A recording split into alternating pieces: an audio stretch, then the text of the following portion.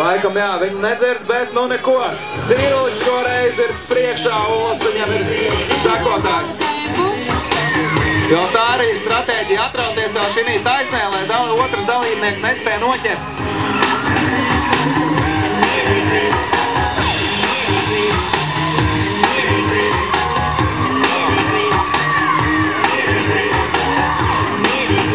Ļoti pārliecināši.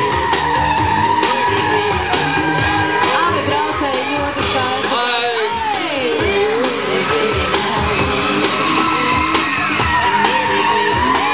Eriks Ulas brauc ārpus trases, uzsver arī nedaudz zemes nosteikšanu.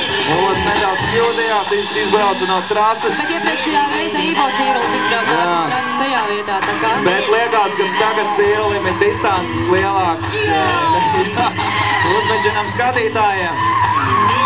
Atbalstam viņus. Jā, labi, ček, dod vaļā.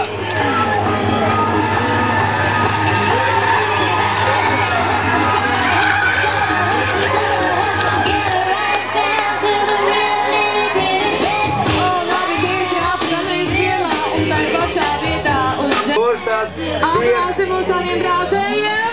Tālāk nākamajā kārtā, ceturtaļfinālā.